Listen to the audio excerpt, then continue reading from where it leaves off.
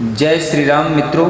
आज का मनुष्य दिन रात मेहनत करता है, फिर भी उसे वह सफलता नहीं मिलती जिसकी वह उम्मीद करता है। कई बार मन में सवाल उठता है, भगवान आखिर मुझसे गलती कहाँ हो रही है। इस प्रश्न का उत्तर हमें रामायण में प्रभु श्री राम के जीवन से मिलता है। अयोध्या के पास एक छोटे से गांव में माधव नाम का एक युवक रहता था। वह मेहनती था, लेकिन हर काम में असफल हो जाता था। व्यापार शुरू किया तो घाटा हुआ, नौकरी मिली तो छूट गई, खेती की तो फसल खराब हो गई। धीरे धीरे वह निराश होकर सोचने लगा कि शायद भगवान ने उसकी किस्मत ही खराब लिखी है। एक दिन गांव में एक संत आए। माधव ने उनसे पूछा, गुरुदेव, मैं मेहनत करता हूँ फिर भी सफल क्यों नहीं हो पा रहा। संत मुस्कुराए और बोले, बेटा, इसका उत्तर तुम्हें प्रभु श्री राम के जीवन में मिलेगा। उन्होंने कहा, सोचो, यदि सफलता केवल भाग्य से मिलती तो अयोध्या के राजकुमार श्री राम को 14 वर्ष का वनवास क्यों मिलता। यदि भगवान भी कठिनाइयों से गुजरे तो मनुष्य कठिनाइयों से क्यों नहीं गुजरेगा। संत आगे बोले, रामायण हमें 5 ऐसे सूत्र देती है जिन्हें अपनाने वाला व्यक्ति देर सवेर सफलता अवश्य प्राप्त करता है। पहला सूत्र है धैर्य। वनवास मिला, लेकिन श्री राम ने शिकायत नहीं की।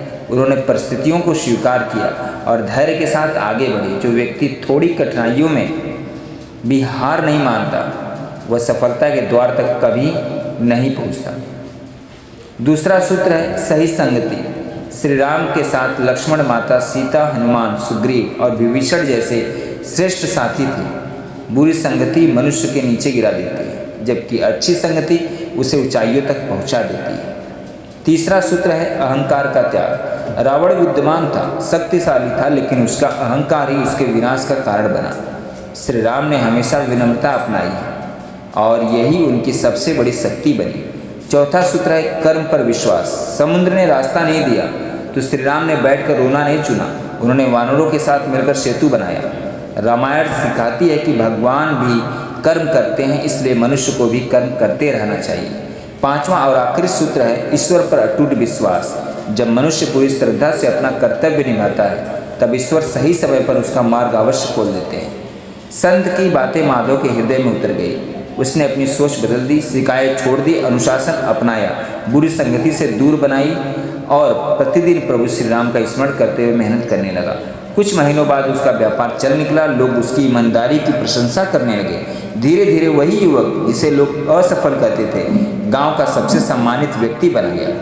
एक दिन उसने संत से कहा, गुरुदेव, मेरी किस्मत नहीं बदली, बल्कि मेरी सोच बदल गई। संत मुस्कुराकर बोले, यही तो रामायण का सबसे बड़ा संदेश है। सफलता पहले मन में जन्म लेती है, फिर जीवन में दिखाई देती है।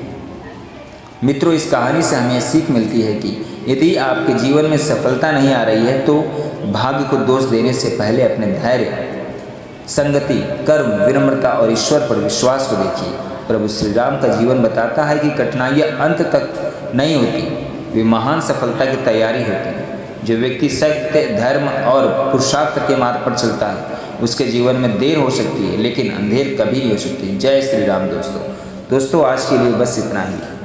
मैं आशा करता हूं कि ये वीडियो आप सभी को अच्छी लगी होगी। अगर यह वीडियो अच्छी लगी हो तो प्रभु श्री राम के लिए इस चैनल को लाइक, शेयर, सब्सक्राइब जरूर करिएगा।